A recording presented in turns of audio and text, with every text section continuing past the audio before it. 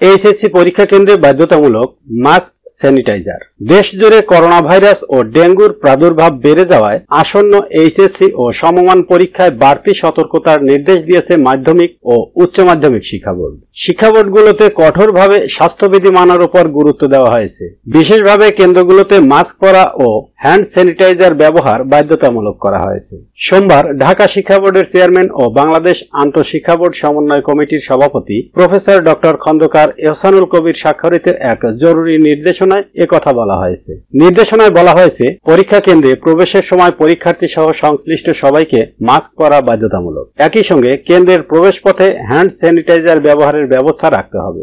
ডেঙ্গুর বিস্তার রোধে কেন্দ্রের ভেতরে ও আশপাশের পরিবেশ পরিষ্কার পরিচ্ছন্ন রাখতে হবে এবং পরীক্ষা শুরুর আগে মশা নিধনের ওষুধ স্প্রে করতে হবে। এক্ষেত্রে স্থানীয় প্রশাসনের সহযোগিতা নেওয়ার কথাও বলা হয়েছে। নির্দেশনায় আরো বলা হয়েছে, পরীক্ষা কক্ষের আসন বিন্যাস যথাযথভাবে বোর্ডের নির্দেশনা অনুযায়ী করতে হবে। প্রতিটি পরীক্ষা কেন্দ্রে মেডিকেল টিম সক্রিয় রাখতে হবে এবং সিভিল সার্জন বা উপজেলা স্বাস্থ্য পরিবার পরিকল্পনা কর্মকর্তার সঙ্গে সার্বক্ষণিক যোগাযোগ বজায় রাখতে হবে। একই সঙ্গে জনসচেতনতা বাড়াতে স্থানীয় প্রশাসনের সঙ্গে সমন্বয় করে স্বাস্থ্যবিধি মানা নিশ্চিত করতে হবে এবং পরীক্ষা কেন্দ্রের সামনে অভিভাবকদের ভিড় বা জটলা এড়াতে প্রচারণা করতে হবে। নির্দেশনায় পরীক্ষার সঙ্গে সংশ্লিষ্ট শিক্ষক, শিক্ষার্থী সহ সবার প্রতি স্বাস্থ্যবিধি মেনে চলার আহ্বান জানানো হয়েছে। বোর্ডের ঘোষিত সূচি অনুযায়ী এবারের এইচএসসি ও সমমান পরীক্ষা শুরু হবে 26 জুন এবং চলবে 10 আগস্ট পর্যন্ত। ব্যবহারিক পরীক্ষা হবে 11 থেকে 21 আগস্ট।